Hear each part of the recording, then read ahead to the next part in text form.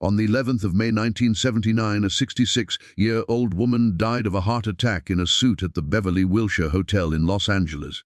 She had spent her final months in bed, too frail to stand, surrounded by half-empty glasses of Coca-Cola and stacks of books no one believed she still read. When the end came, the news barely registered. 10 people attended her funeral. One biographer later wrote that $3,500 was all that remained in her bank account, though some who knew her disputed the figure. Her name was Barbara Hutton, and at the age of 21, she had been worth approximately $50 million.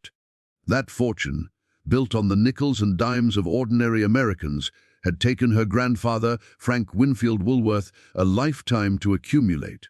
It took Barbara roughly 4 decades to lose it. Along the way, she married 7 men. 2 were princes, 1 was a count, 1 was a baron, 1 was an ambassador, 1 was an artist, and 1 was Cary Grant. 6 of those 7 husbands walked away with significant portions of her wealth. Only Grant left her as rich as he found her. The press called her the poor little rich girl. It was meant as mockery. But by the end, the phrase had become something closer to an epitaph. This is the story of how the largest retail fortune in American history was dismantled, one marriage at a time, and how a woman who could afford anything in the world could never buy the one thing she wanted.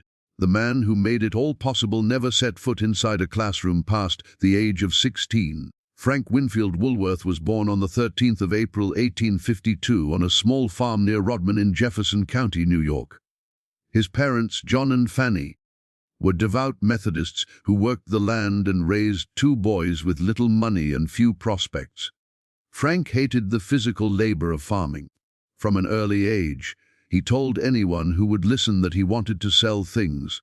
His first real chance came in 1873 when he talked his way into an unpaid apprenticeship at Augsbury and Moore, a dry goods store in the nearby town of Watertown.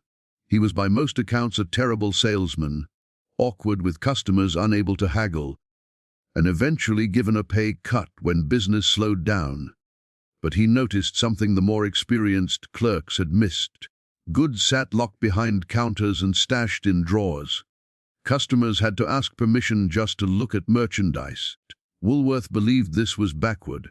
He thought goods should sell themselves. In 1878, he got his opportunity. The store had a surplus of slow-moving inventory, and Woolworth convinced his boss to let him arrange it on a counter where customers could browse and handle the products freely. Everything was priced at 5 cents. The items sold faster than anyone expected. Woolworth saw his future. He borrowed $300 and opened his own 5-cent store in Utica, New York in February of 1879. It failed within weeks. Most men would have stopped there. Woolworth did not. A few months later, he opened a second store in Lancaster, Pennsylvania, this time expanding the concept to include items at 10 cents. The Lancaster store succeeded, and it changed the history of American retail. The idea was deceptively simple: fixed prices clearly displayed, open shelves where customers could examine goods without assistance, and merchandise purchased directly from manufacturers in bulk, eliminating the middleman. What Woolworth lacked in charm, he compensated with relentless efficiency. He demanded low wholesale prices, paid cash on delivery, and maintained iron control over every aspect of his stores. By 1889, he had 12 thriving locations. By 1900, there were 59. By 1911, when he merged with 4 rival chains to form the F.W. Woolworth Company, the combined operation ran 596 stores across every state in the country. But Frank Woolworth wanted more than retail dominance. He wanted a monument. The Metropolitan Life Insurance Company had recently completed a 700-foot tower on Madison Square, making it the tallest building in the world. Woolworth had reportedly been denied a loan by Metropolitan Life earlier in his career, and the slight had never left him. He told his architect, Cass Gilbert, to make his building 50 feet taller than the Metropolitan Tower. Gilbert delivered. A neo-Gothic structure at 233 Broadway in Lower Manhattan rose 792 feet into the sky. Woolworth paid the entire $13.5 million construction cost in cash on opening night in April of 1913. President Woodrow Wilson pressed a button in Washington that illuminated 80,000 light bulbs across the facade. The building made Woolworth famous, but high society in New York still viewed him as a shopkeeper. The old money families of Fifth Avenue refused to accept a man who had made his fortune selling penny goods to the working class. This rejection consumed him. He pushed his 3 daughters toward marriages that would grant them the social standing he could never achieve on his own. He refused to see a dentist despite severe tooth pain, a stubbornness that proved fatal. On the 8th of April 1919, Frank Winfield Woolworth died from septicemia caused by an untreated dental infection. He was 66.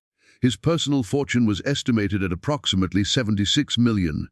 His company operated more than 1,000 stores, and the vast wealth he left behind had no meaningful protections attached to it. One of his grandchildren, a 7-year-old girl named Barbara, would eventually inherit a third of everything. Barbara Woolworth Hutton was born on the 14th of November 1912 in New York City. Her mother, Edna, was the middle of Frank Woolworth's 3 daughters. Her father, Franklin Laws Hutton, was a partner in his brother Edward's investment firm E.F. Hutton and Company. He was handsome, well-connected, and by most accounts devoted entirely to his own pleasures. The marriage had never been a happy one. Frank Woolworth had tried to prevent it, only softening his opposition when his first grandchild arrived. Franklin drank heavily and kept mistresses openly. Edna, lonely and humiliated, reportedly began an affair of her own with a man named Bud Bouvier. He was the youngest brother of John Vernon Bouvier, whose son would one day father Jacqueline Kennedy. The household on the Upper East Side was one of wealth, silence, and mutual betrayal. Barbara spent her earliest years in the care of nurses and governesses who came and went. Her parents were rarely present in the same room, and when they were, the atmosphere was poisonous. On the 2nd of May 1917, 4-year-old Barbara found her mother's body. Edna Woolworth Hutton was dead at 33. The official cause was suffocation due to mastoiditis, an infection of the air cells in the skull behind the ear. The coroner decided no autopsy was necessary, but the explanation satisfied almost no one. Persistent rumors held that Edna had taken poison after discovering yet another of her husband's affairs. According to biographer C. David Heyman, the family reportedly paid off city officials to prevent any formal investigation. The press reported that a maid had discovered the body. Heyman wrote that it was Barbara. What a 4-year-old child understood about what she had seen is impossible to know. What is clear is that the event fractured her life in 2. Everything that came after, the failed marriages, the desperate generosity, the inability to trust anyone who claimed to love her, traced a line back to that morning. Franklin Hutton did not step into the role his wife's death had left vacant. He continued to drink, continued his affairs, and showed little interest in raising a daughter. For a time, Barbara lived with her Aunt Marjorie Merriweather Post, the heiress who had married Franklin's brother Edward. Marjorie's daughter, a girl named Nadia, who would later become the actress Dina Merrill, recalled Barbara staying with them after the abandonment by her father. But the arrangement did not last. Barbara was sent to her grandparents' estate on Long Island. Winfield Hall was a marble palace of more than 30,000 square feet in Glen Cove, built at a cost of $9 million. Barbara played alone in its enormous rooms. She dined formally in silence in a Georgian dining room designed for banquets. Her grandmother, Jenny, suffered from what her doctors described as a pre-senile condition. She spent her days in a white wicker rocking chair under the watch of a medical attendant, unable to hold a conversation. In June of 1918, Frank Woolworth petitioned the courts to have his wife declared mentally incompetent. He was himself declining, paranoid melancholy, increasingly withdrawn, but he was kind to Barbara. He called her Princess and surrounded her with every material comfort he could provide. She later wrote of him with rare affection, remembering that he was always a little eccentric, but sweet to her. When Frank Woolworth died in April of 1919, Barbara lost the only adult who had shown her sustained warmth. She was 6 years old. From that point on, she was shuffled between relatives, none of whom wanted the full burden of raising her. She attended Miss Hewitt's classes in Manhattan and later Miss Porter's school in Farmington, Connecticut. She was an introverted child who had almost no interaction with others her own age. Her only real companion was her first cousin, Jimmy Donahue. He was 3 years younger, the son of her aunt, Jessie Woolworth Donahue, and he too had inherited a share of the Woolworth fortune. The two understood each other from the start, wealthy, neglected, and left largely to raise themselves. Jimmy would grow into a flamboyant, reckless man who drank too much, spent too freely, and died at 51 from a combination of alcohol and barbiturates, the pattern that would define Barbara's life.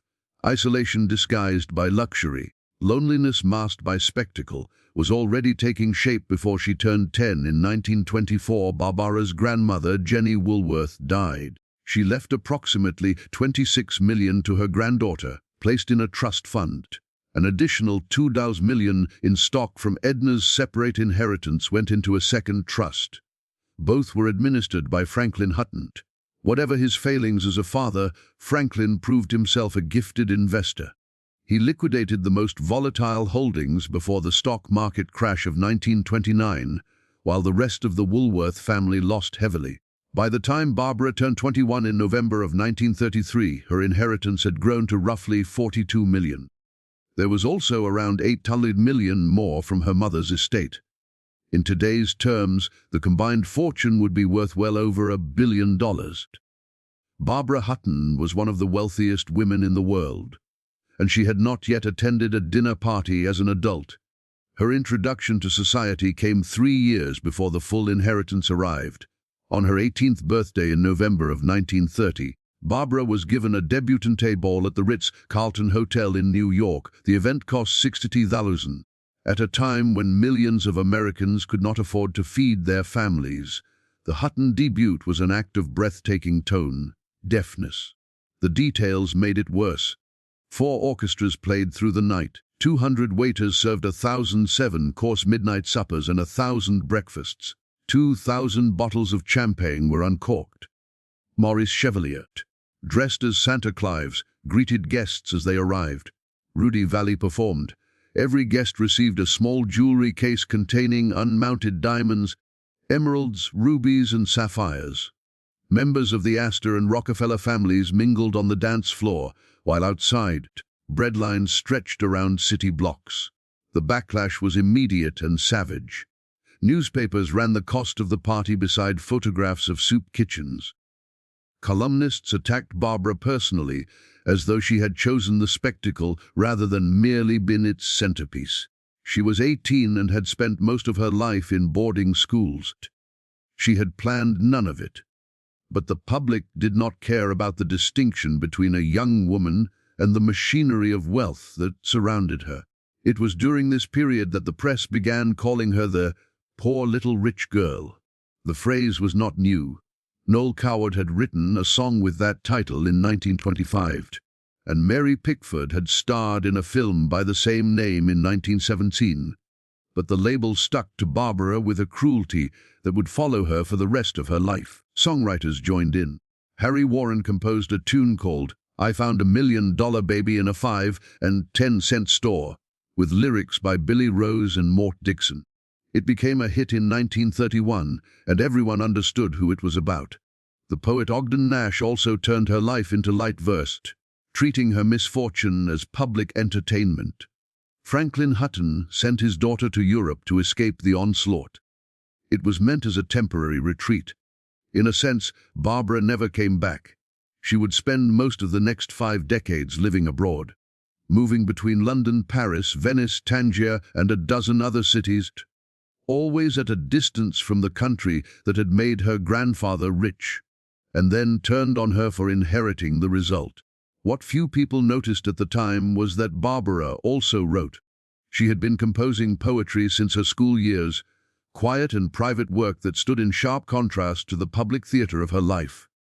In 1934, she privately published a slim volume of verse called The Enchanted under the name Barbara Umani, printed in a limited edition of 200 copies. A second collection, The Wayfarer, followed in 1957. She distributed both volumes only to family and close friends.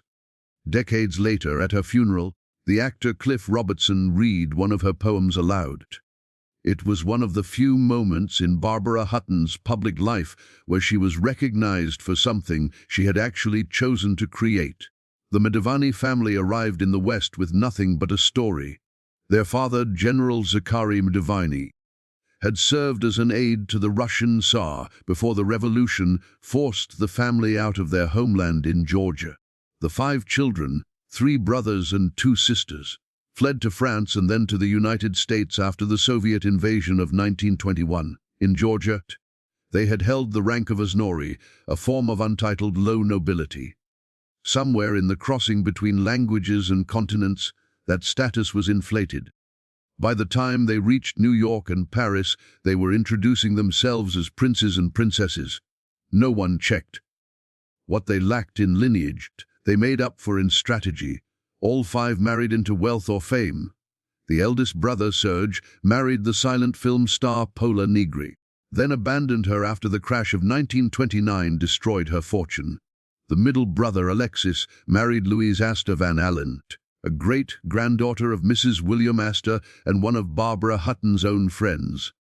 The press gave the family a name that stuck. They were called the Marrying Diviners. It was Alexis's sister Rosie who engineered what came next.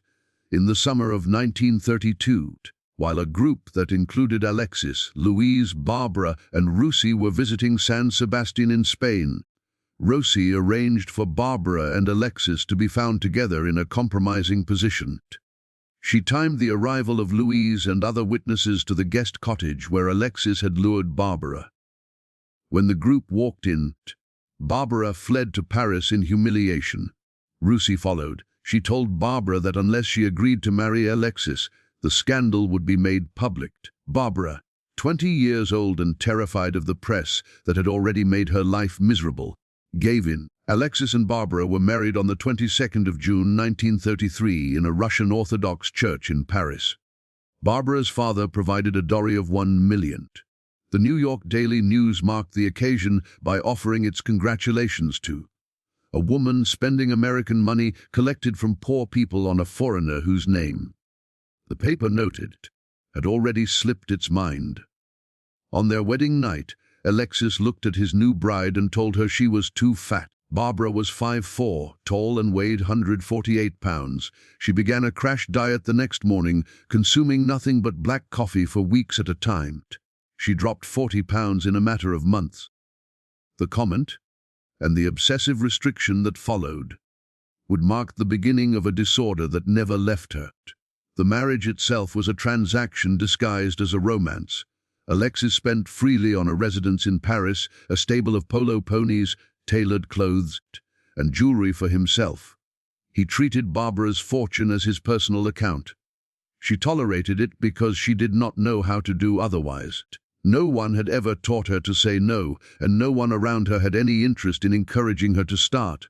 They divorced in March of 1935. Barbara had been married for less than 2 years. The total cost of Alexis Madavani, including the dowry and his spending, exceeded $2 million. It was a sum that would have seemed enormous to any ordinary person, but barely registered in the scale of the Woolworth inheritance. The real damage was not financial. The marriage had established a pattern: wealthy men, or men who wished to be wealthy, would pursue her. She would comply, and when it ended, they would leave richer than they arrived. 5 months after the divorce, Alexis was dead. On the 1st of August 1935, he lost control of his Rolls-Royce on a narrow road near the town of Albans in Catalonia, Spain.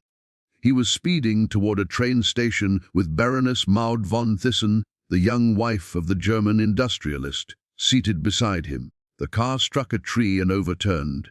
Alexis was killed instantly. The Baroness survived with devastating injuries. He was 27 years old. Barbara, by then, had already moved on.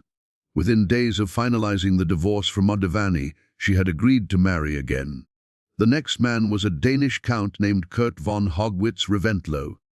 He would prove far more dangerous than the first. Barbara married Count Kurt von Haugwitz Reventlow in 1935. By some accounts, the wedding took place the day after her divorce from Mandivani was finalized. By others, it was within the week. Either way, the speed was staggering. She was 22 years old and already on her second husband. She had given Reventlow 1.5 million before the ceremony, a sum that functioned less as a gift and more as a purchase price. Reventlow was Danish, tall, controlling, and possessed of a violent temper that revealed itself almost immediately. Where Mandivani had been a charming parasite, Reventlow was something worse. He dominated Barbara through intimidation, verbal cruelty, and escalating physical violence. On at least one occasion, the abuse was severe enough to put her in the hospital. He was arrested in London after threatening her with bodily harm. Police records also noted that he had threatened to shoot an unnamed man connected to Barbara's circle. Their son, Lance, was born in London on the 24th of February 1936. The press called him the richest baby in the world. Barbara nearly died during the delivery. The boy would become the single most important person in her life, though she would prove no better at raising him than her own father had been with her. In December of 1937, Barbara walked into a federal courthouse in New York and signed an oath of renunciation, giving up her American citizenship. Reventlow had pushed her to do it. The official reason was to reduce her tax burden. The real motive, according to those who knew the arrangement, was to eliminate the American inheritance tax on 2/3 of her estate in the event of her death. If Barbara died as an American citizen, the government would take most of the money before it reached Reventlow or his son. As a Danish citizen, it would pass to them with far fewer obstacles. The reaction was ferocious. The columnist Walter Winchell went on the radio and called her society's most outrageous child. The New York Times used the word despicable. Within 2 days of her departure for Europe, 3 Woolworth stores in New York closed, 36 others faced the same threat. Employees wired Barbara at sea, urging her to order the company's management to concede a living wage to thousands who were existing on starvation pay. She never responded. Instead, she hired a public relations firm to try to repair the damage. The citizenship scandal was the moment when America turned on Barbara Hutton for good. The debutante ball had made her a figure of resentment. The Mandivani marriage had made her a figure of ridicule. But the renunciation made her something closer to a traitor. She had inherited wealth extracted from the pockets of working people, and she had abandoned the country that made it possible. The fact that she had been pressured into it by an abusive husband was not part of the public conversation. By this point, Barbara was using Seconal regularly and eating almost nothing. The cycle of restriction that had begun with Mandivani's cruelty on the first night of her first marriage had hardened into something clinical and permanent. She would struggle with it for the remaining 4 decades of her life. Doctors later called it a cry for the attention she had never received as a child. Whatever the cause, it hollowed her out physically in ways that would become impossible to reverse. Barbara and Reventlow separated in 1938. He demanded 5 million and full custody of Lance. The legal battle dragged through Danish and American courts for years, with the final divorce decree not arriving until 1941. Reventlow was eventually awarded temporary custody, but Barbara regained her son in 1945. The Count remarried and faded from public life. He died in 1969. Barbara never spoke of him with anything but dread. Before Barbara Hutton built anything on the site, the land had already carried 2 centuries of English history. The 12-acre plot sat inside Regent's Park on the western edge, one of the most secluded positions in central London. In the early 1800s, the architect John Nash had drawn plans for the park that included dozens of private villas. Only 8 were ever built. The largest was Hertford Villa, designed around 1825 by Decimus Burton for the 3rd Marquis of Hertford, a diplomat and collector who used the house primarily for entertaining on a grand and occasionally scandalous scale. The villa later became known as St. Dunstan's after it served as a hospital for soldiers blinded in the First World War. The charity that operated it kept the name long after the patients were gone. By the 1920s, the building had fallen into disrepair. A fire in 1936 destroyed much of what remained. Barbara and Reventlow purchased the site that same year. On the 10th of August 1936, the Crown Estate Commissioners granted permission to demolish the old villa and replace it with something new. Barbara hired the architectural firm Wimperis, Simpson and Guthrie. The lead designer was Leonard Rome Guthrie, a Scottish architect trained at the Glasgow School of Art who drew up a house in the neo-Georgian style. Red brick with Portland stone accents, a slate mansard roof, and a column portico at the entrance. The front facade stretched 13 bays across. Inside, the rooms were scaled for diplomatic entertaining, though at the time no one imagined they would ever serve that purpose. Construction took 15 months. The house was finished in January of 1938. Barbara named it Winfield House after her grandfather, Frank Winfield Woolworth. The grounds were extraordinary 12 acres of private garden in the middle of London, with lawns, sculpture courts and tree-lined paths. It was the second largest private garden in central London. Only Buckingham Palace had more land. She barely had time to enjoy it. By 1939, the marriage to Reventlow had collapsed, and war was closing in on Europe. Barbara took Lance and left for California. The house stood empty. When the fighting began, the Royal Air Force requisitioned the property as a base for a barrage balloon unit. Officers used the rooms as a club. They played football on the Great Lawn and named their team Barbara's Own. The war did to Winfield House what it did to much of London. When Barbara returned after the fighting ended, she found buckled floorboards, peeling walls, shattered windows, and electrical wires hanging loose from the ceilings. The house she had built 7 years earlier looked as though it had been abandoned for decades. She stood in the entrance hall and made a decision that took everyone around her by surprise. She called her lawyer in New York and told him to give the house to the United States government. The price was won. President Harry Truman accepted the gift in a personal letter. The house underwent extensive renovation and in 1955 became the official residence of the United States ambassador to the Court of St. James's. It has served that function ever since. Ambassadors from both parties have hosted presidents, prime ministers, and heads of state in the rooms Barbara Hutton once walked through with a Danish count. She was trying to survive. The house outlasted everything else she owned. It is still standing, still in use, and still carrying the name of a man who sold penny goods from open shelves in a town called Lancaster. The headline writers had their fun before the wedding invitations were even sent. When rumors spread in 1942 that Barbara Hutton was seeing Cary Grant, the tabloids fused their names into a single phrase, Chash and Cary. For once, the joke got the story exactly wrong. Archibald Alexander Leach was born on the 18th of January 1904 in Horfield, a working-class district of Bristol, England. His father pressed suits in a clothing factory. His mother, Elsie, vanished from his life when he was 9. Elias told the boy she had gone away. The truth was that Elsie had been committed to a county asylum. Elias had signed the papers himself. Archie grew up believing his mother had simply left him. He ran away at 14, joining a troupe of acrobats led by a performer named Bob Pender. The troupe crossed to New York in 1920. Young Leach stayed behind when they sailed home. He drifted through vaudeville, changed his name, and by the early 1930s had landed in Hollywood. Within 5 years, he was one of the highest-paid actors in the industry. But he never lost the instincts of a boy from Horfield. He negotiated his own contracts and kept meticulous accounts of every dollar. Barbara and Cary were introduced through Dorothy DeFrasso, an American countess who moved between Hollywood and European aristocracy with equal ease.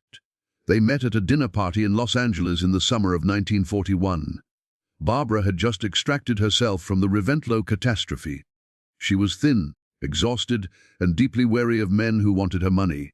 Grant wanted nothing she could buy. He earned more than $300,000 a year.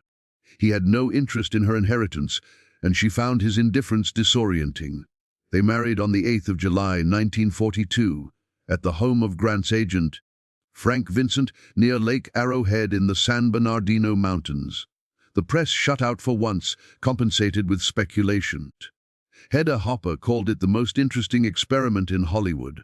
For a brief stretch, they appeared content. They spent evenings at home. Grant was affectionate with Lance and reportedly the only one of Barbara's husbands who treated the boy with genuine warmth. Barbara, surrounded for years by men who saw her as revenue, found herself with someone who had his own money, his own fame, and no need for hers. The differences that attracted them became the fractures that ended them. Grant was disciplined and self-contained. He rose early, ate simply, and expected order. Barbara kept no schedule. She slept until noon, ate almost nothing, and gave away money with a generosity that bewildered him. She once handed a hotel chambermaid a mink coat. Grant did not see this as kindness. He saw waste. The war widened the gap. Grant threw himself into bond rallies and benefit performances. Barbara had no public role to play. She was a foreign national living in the country she had officially abandoned 5 years earlier. She could fund relief efforts but could not join them without reminding everyone of the renunciation. They separated in 1944. The divorce was finalized on the 30th of August 1945. Barbara offered Grant a settlement he refused. He returned the jewelry and gifts she had given him during the marriage. When the press asked him about the divorce, he said only that he wished her well. She never said a word against him either. Of 7 husbands, Cary Grant was the only one who left Barbara Hutton no poorer than he found her. The tabloid name implied a transaction. The reality was its opposite. Between 1947 and 1966, Barbara Hutton married 4 more times. Each union was shorter than the last. Prince Igor Trubetskoy was a Lithuanian-born painter of modest talent and considerable good looks. They married in Switzerland in 1947. He was attentive at first, content to spend his days at the easel while Barbara managed the social calendar.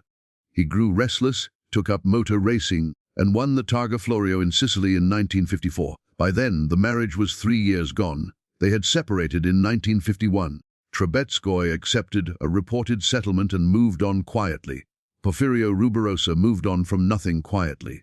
He was Dominican, darkly handsome, a former polo player and diplomat whose chief talent was the seduction of wealthy women. He had been married to the daughter of the Dominican dictator, then to the French actress Danielle Darrieux, then to Doris Duke, the tobacco heiress, who gave him a reported $1 million and a string of polo ponies when it ended. Rubirosa treated his reputation as a professional credential. He and Barbara married on the 30th of December 1953. She wore a black dress and weighed barely 90 pounds. The terms were already settled. Barbara reportedly gave him a coffee plantation, a stable of polo ponies, a converted bomber aircraft, and cash gifts estimated between $2 and $3 million. The marriage lasted 53 days, some accounts say 73. Either way, it was over before spring. What stunned even her most cynical observers is that Barbara appeared to have known what Rubirosa was before she said yes. She had watched him do the same thing to Doris Duke. One acquaintance later said Barbara did not marry him because she believed he loved her. She married him because she was tired of pretending the next one would be different. Baron Gottfried von Cram was different, though not in the way she needed.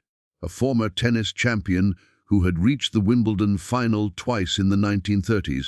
He had also spent time in a German prison during the war, convicted under laws that criminalized homosexuality. After his release, he rebuilt his life with the same composure he had brought to center court. He and Barbara married in 1955. The union was cordial and affectionate. Von Cram was kind. He was also, by his own later acknowledgement, unable to give her what she wanted most. They separated in 1959. He remained a friend. The final husband was Prince Donvina Champasak, a Laotian Vietnamese artist whom Barbara married in 1964. He was younger, quiet, and largely unknown to the circle she had once commanded. They divorced in 1966. She was 53. She did not marry again. 7 marriages in 33 years. Each time, those around her described the same unguarded hope at the beginning. Each time, it was met with something less. The city of Tangier sat at the northwestern tip of Africa, 14 miles across the strait from Spain. Between 1923 and 1956, Tangier operated under international administration. No single country controlled it. The result was a place with loose laws, minimal taxation, and almost no oversight. Currency traders, smugglers, diplomats, and artists lived side by side in the winding streets of the Medina. Paul Bowles settled there in 1947 and never left. William Burroughs arrived a few years later, writing in cheap hotels above the port. For anyone with money and a desire to be left alone, Tangier was ideal. Barbara Hutton arrived in the late 1940s and recognized it immediately. She bought a house in the Kasbah, the old fortified quarter that sat on the highest ground above the harbor. Then she bought the house next to it, then another. Over time, she merged them into a single compound known as Sidi Hosni, a palace of reportedly 60 rooms that climbed the hillside in a maze of tiled courtyards, narrow staircases, and rooftop terraces with views across the strait to the Spanish coast.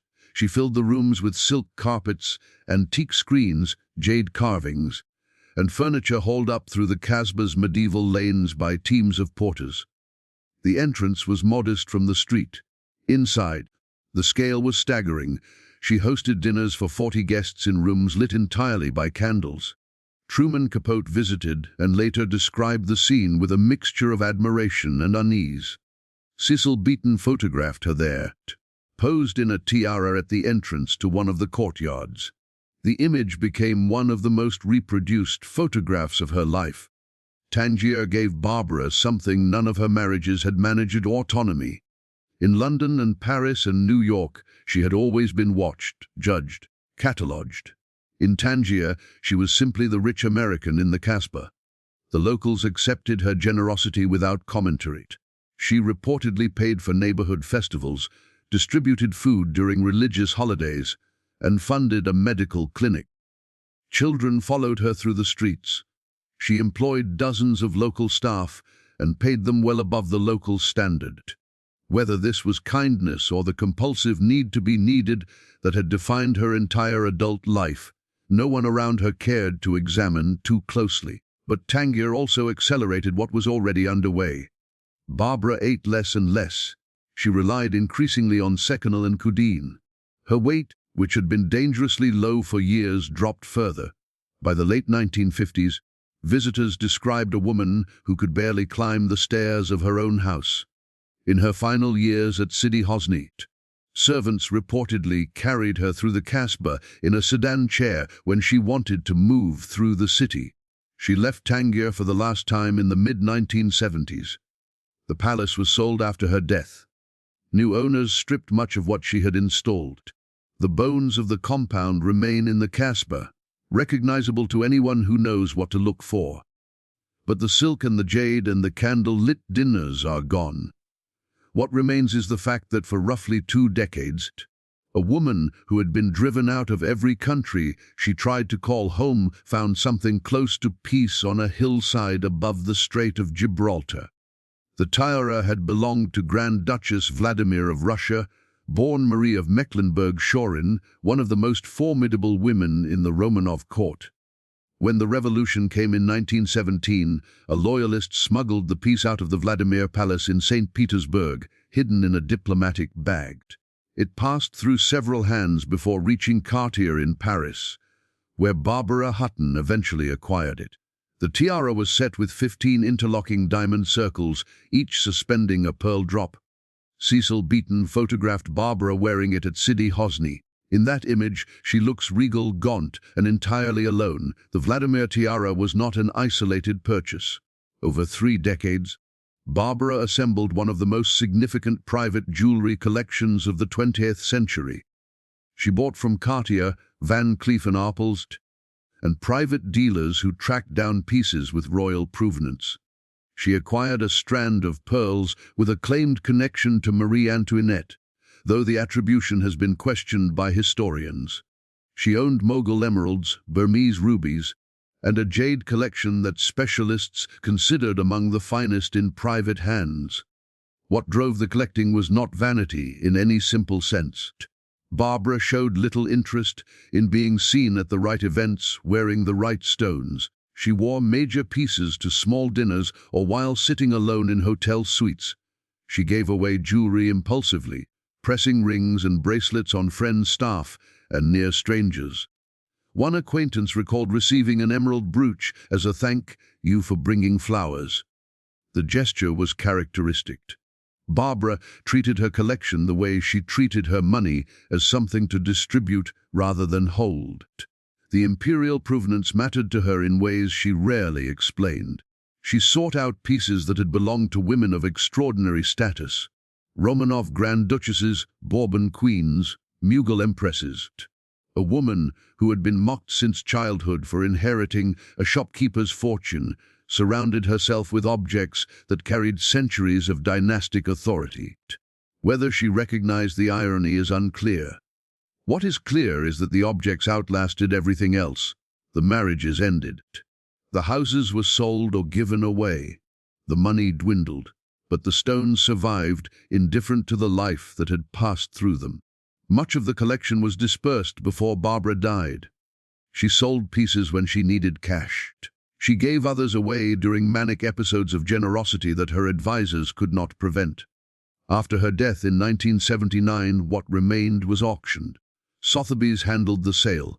Pieces that Barbara had worn at candle-lit dinners in the Casbah were catalogued, numbered, and scattered across the collections of strangers. The Vladimir tiara was not among them.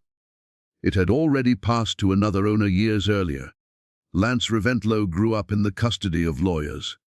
His earliest years were divided between his mother and his father by court order, shuttled across borders according to schedules set by men he had never met.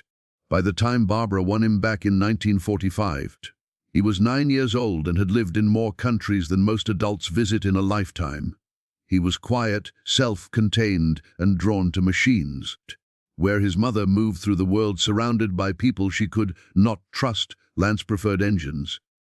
In his mid-20s, he founded Reventlow Automobiles Incorporated and set out to build an American sports car capable of competing against the European constructors who dominated road racing. The result was the Scarab, a frungent car powered by a Chevrolet V8.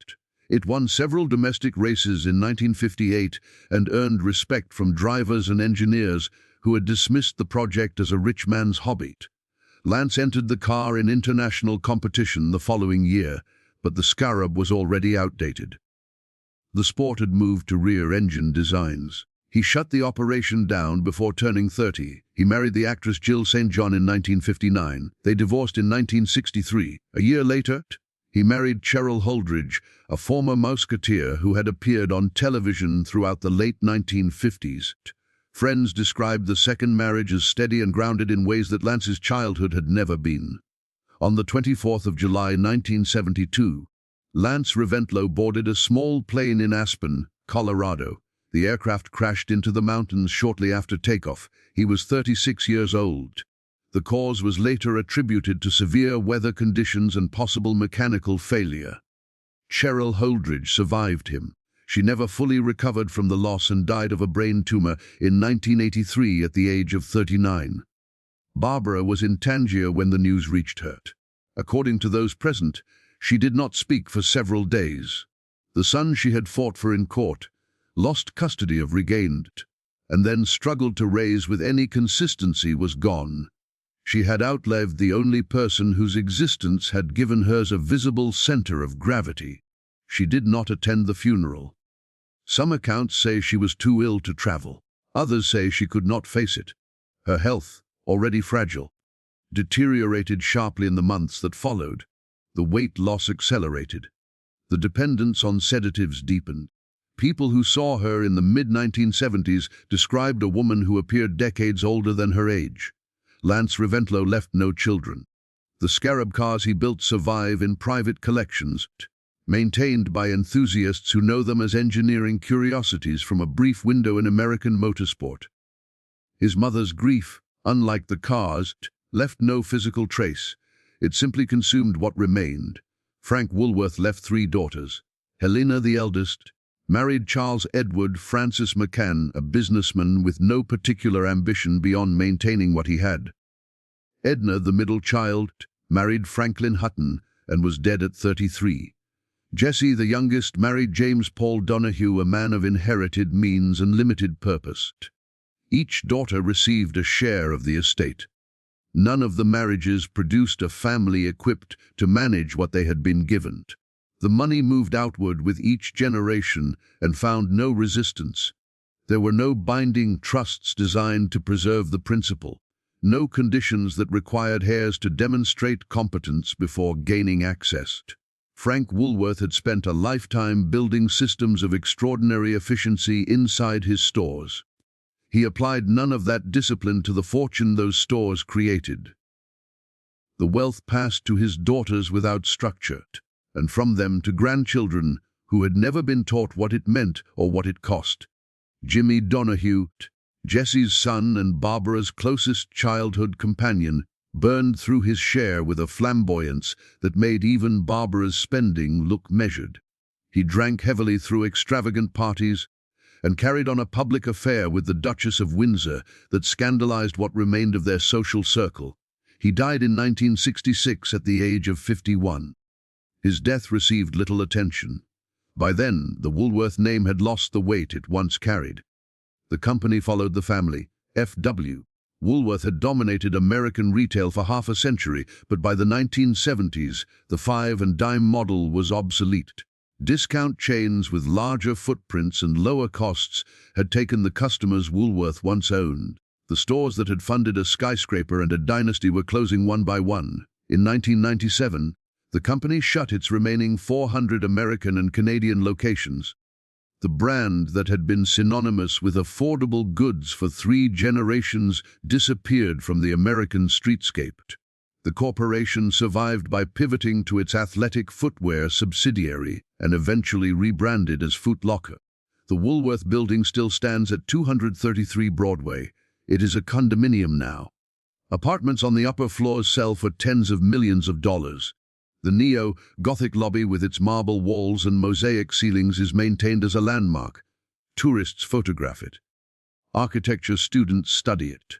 But the name above the door belongs to a company that no longer exists in any form its founder would recognize. Barbara was not the only Woolworth heir to end in ruin. She was simply the most visible. The fortune that Frank Winfield Woolworth spent 40 years assembling was largely gone within 2 generations. No single cause explains it. Bad marriages, absent fathers, unchecked spending, and a complete lack of structural protection all played their part. But if there was a central failure, it was this. Woolworth built an empire on discipline and left it to people who had never been required to exercise any. In her final years, Barbara Hutton lived in hotels, not because she had no other option, but because hotels were the only places that still functioned the way she needed them to. Someone answered when she called. Meals appeared without negotiation. The staff asked nothing of her beyond payment. She moved between the Pier in New York, the Ritz in London, and eventually the Beverly Wilshire in Los Angeles, where she settled into a suite and rarely left. She had attempted in the early 1970s to regain her American citizenship, the one she had signed away under pressure 35 years earlier. The application was reportedly approved, though the exact timeline remains unclear. It was a quiet reversal of the decision that had cost her more public goodwill than any of her marriages. Her world contracted steadily. The dinner parties stopped. The visitors thinned. Dinah Merrill, the actress who had been her cousin by marriage since childhood, was among the few who continued to visit. Most of the people who had surrounded Barbara during the decades of spending were gone. Some had died. Others had simply stopped coming once the money slowed. Her weight, which had been dangerously low for years, reportedly dropped below 80 pounds. She relied on a rotating staff of nurses and a small number of personal attendants who managed her medications, her meals, and the logistics of a life that had narrowed to a single set of rooms. She still read. She still occasionally spoke by telephone with old acquaintances, but the woman who had once hosted 40 guests by candlelight in the Casbah now spent most of her hours in bed. She died on the 11th of May, 1979. She was 66, the same age her grandfather had been when he died 60 years earlier. The funeral was held at Woodlawn Cemetery in the Bronx, where she was buried near Frank Woolworth in the family mausoleum. Fewer than a dozen people attended. Cliff Robertson, the actor, read one of her poems aloud. It was the same gesture noted years earlier in accounts of her private literary life. At the gravesite, it carried a different weight. The estate that remained was negligible by any measure connected to the name Woolworth. Advisors estimated that Barbara had given away or spent in excess of $500 million over the course of her adult life, adjusted for inflation. The giving had never been strategic. She gave to husbands, to strangers, to causes, and to anyone who asked with enough conviction. What she could not give away was the label the press had fixed to her at 18. It followed her into the mausoleum,